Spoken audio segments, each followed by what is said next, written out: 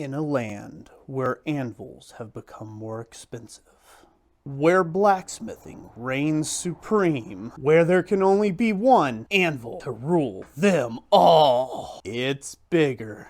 It's bluer. It's approximately 132 pounds, and we're gonna test it out.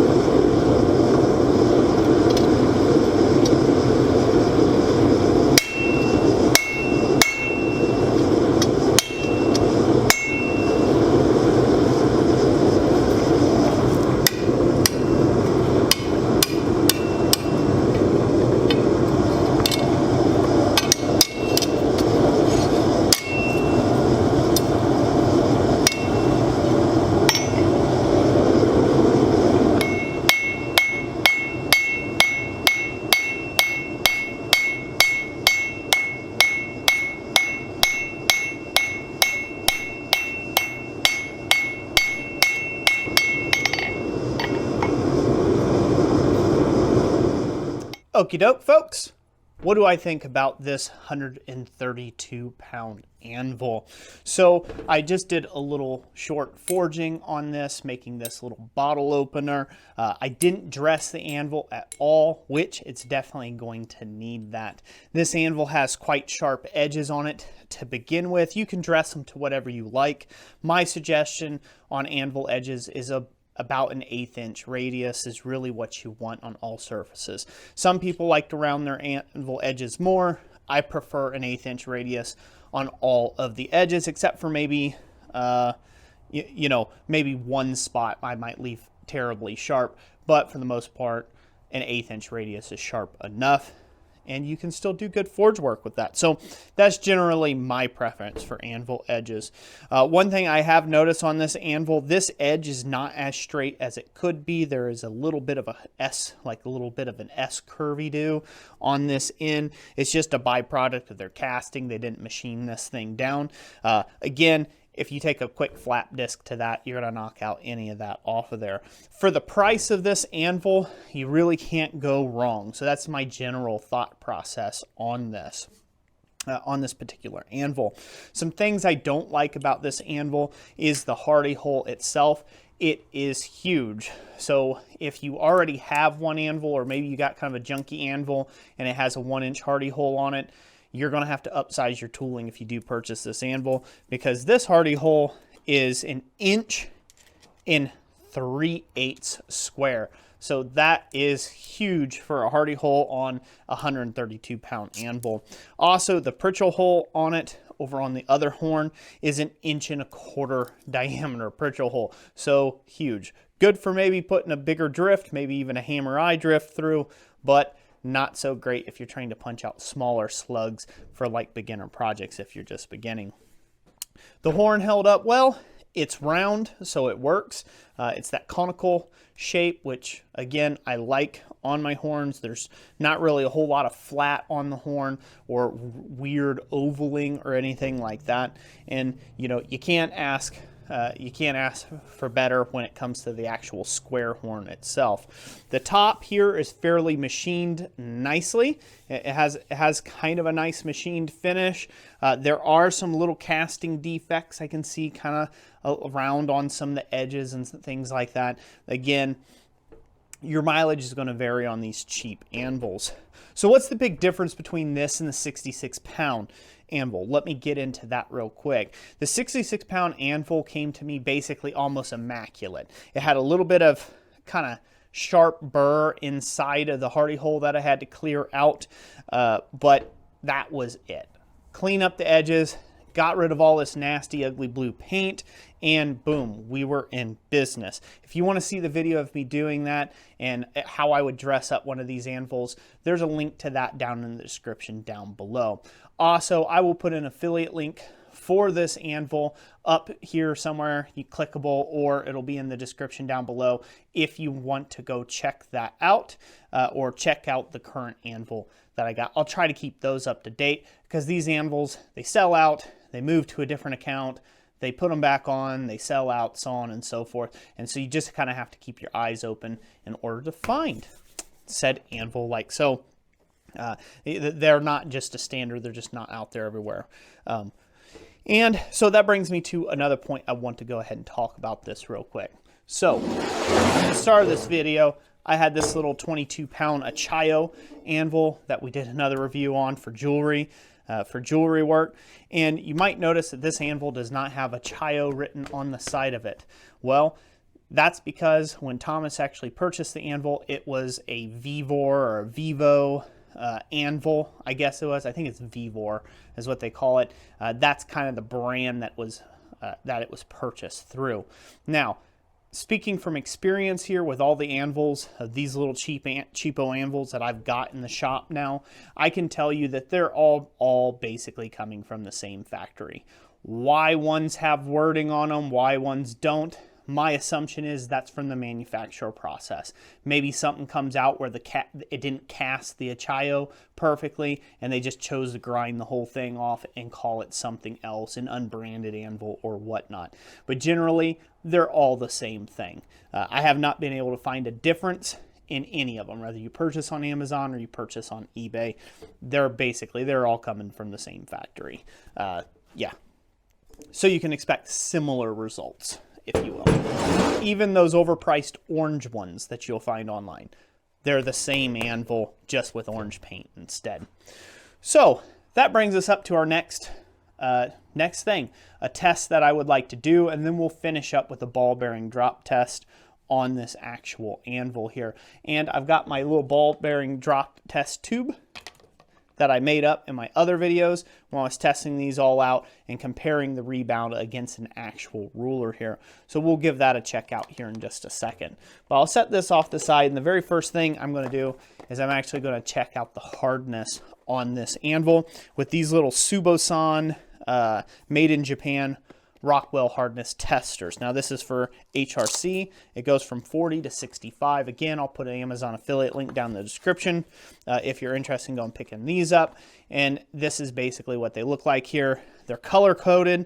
They go up to 65 all the way down to 40 Rockwell. And so we're going to start with 65 and we're going to scratch down and see where we're at on the actual hardness scale.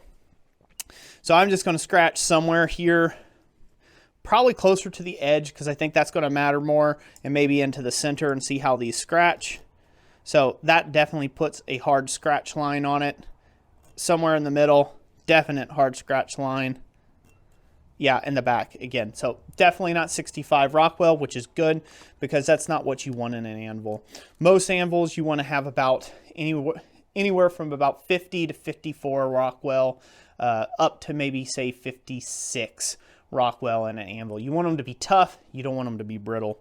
So all right, we'll go down to 60C. Yep, scratches closer to the edge, scratches in the middle, scratches at the other edge as well. So it's definitely not a 60C. Let's go to the 55. I'm gonna scratch it. Yep. Oh, yep. This was a little lighter. It liked to skate on that one a bit. So in the middle, 55 Rockwell on that, but it still does it on the edges to a good degree, but just barely. So this is going to be probably like the other ones between that 50 to 50, 52 Rockwell, right around there. So all right, so this is the 50 Rockwell, and that is, I mean, it's rubbed the surface oxidization off, but this thing is skating at 50 Rockwell. So there you go. So we're probably looking at right around 52 Rockwell, somewhere in that range. Could be 53, could be 54. It's in between the HRC 50 and the HRC 55, at least on these hardness checkers and files. I'll go ahead and just for kicks and giggles, I'll go ahead and scratch out here at the end of the horn. I was asked about that in the other videos of whether the horns are the same. That scratches at 55, not at 50. This one here, definitely at 55. Oop, so it scratches good at 50. So we might have to go down a little bit. Check out the very tip of the horn. Yeah, it still scratches at 45. And so this is telling me that the horn is soft. Yeah, and it still scratches even at the 40 Rockwell. So the horn doesn't appear to be hardened, at least not on this particular model. Who knows if it is or by how much, but all the way down to 40 Rockwell, I was able to scratch this just fine, which in a way makes kind of sense. You would not want this to be super hard because this can take a force across it that could end up snapping it off. So it's good that it's kind of differential tempered in a way. Now, did they do that on purpose? Who knows? Who knows if they did that on purpose? So yeah, so my thoughts on it, I think it's a good buy, especially in the way that the anvil market is now and how expensive everything is. To be able to get a brand new anvil for this price, this is a good option if you want to buy an anvil from overseas and off Amazon or something like that. Otherwise, I would steer you to, if you've got the coin to spend, go ahead and buy yourself a really nice, American made or even a German made anvil, something like a Reiflinghaus or a Pettinghaus or something like that, or, messing it up already. Holland anvil. There you go. Or like a Holland anvil. They make superior quality anvils, but of course you're going to pay a premium price for those. But if you're just getting started in the market, you're just getting into forging, something like this, you're probably going to be able to beat on, for a lifetime. Again, it's a chunk of steel. If you treat it reasonably well, it's going to treat you reasonably well. So, without further ado, let's conclude this whole thing, this whole shebang, with a ball bearing drop test with this little apparatus that I've made here. So hopefully you guys can see on here. You might not be able to see as well just because it's lighting and whatnot, and it's at a distance. But this is a 2-foot rule that I've got on here. I've set it up to where the tube has a little bit of a gap so their airflow can get out. So this way there's no hanging effect from the actual air that might get on here. Plus the ball bearing is not the same size as the tube. So air should be able to whip around this just fine, so that shouldn't affect our measurements any. But the halfway point or 12-inch mark is right here. So we're going to test how much rebound from 2-foot drop this thing actually has. And we're going to do it by pulling this cord. In 3, 2, 1, go. There's one drop. As you can see, it's got a nice little reverberation bounce to it, which is good. You want that in an anvil. Now, this is going to differ too if this is on a wooden block. If this is on a wooden block, or if this is on a steel stand, or if this is on a piling of concrete, it's going to affect some of this rebound as well. So just keep that in mind. We're just looking for a consistent. So I'm going to stand here to the side so I can actually watch it myself and give you the number it drops to. So that went up to 14 inches. So a little over half rebound. A little over 50% rebound. We'll go ahead and pull it again. That was about 13 inches. And we'll do it one more time here. Put this little peg in there. This is the quickest way I thought I could do a quick release thing. This isn't perfect. It's certainly as heck not a good scientific test, but. And then that one dropped at about 12 inches, but I also felt like this drug a bit more on that piece there. So keep that in mind. Maybe let's do one more. Let's see if we can recreate that 14-inch drop. 1, 2, 3. Nope, we were not able to do that. It got up right around 12 inches or so. So I'm going to say the average is about a 50% rebound on this anvil, sitting on a steel topped welding table that has nothing underneath it. So fairly isolated from the ground or earth. So yeah, so that's it. I hope you guys enjoyed this video. If you did, hit the like button. I know it's kind of a long one with me yammering on here at the end, but it has to be if you have any actual serious interest in these videos. Hopefully you actually watch this video all the way through. But there you go. That's what I think. I'll try to test out any other ones that come out or are available, maybe even bigger ones yet, and maybe some of the in-between size ones. And that way you guys have a resource if you're in the market to buy one of these. So thank you to all of my channel members for making content like this possible. Thank you, Thomas Goodymoot, the illustrious hand model we have here on the channel. You guys see him in some of the videos, for letting me borrow this anvil and purchasing it so I didn't have to. That makes it even better to review on my end. Again, can't do it without all of you. Thank you all so much for all your great and support. God bless you, and we'll catch you on the next one. Thanks so much for watching.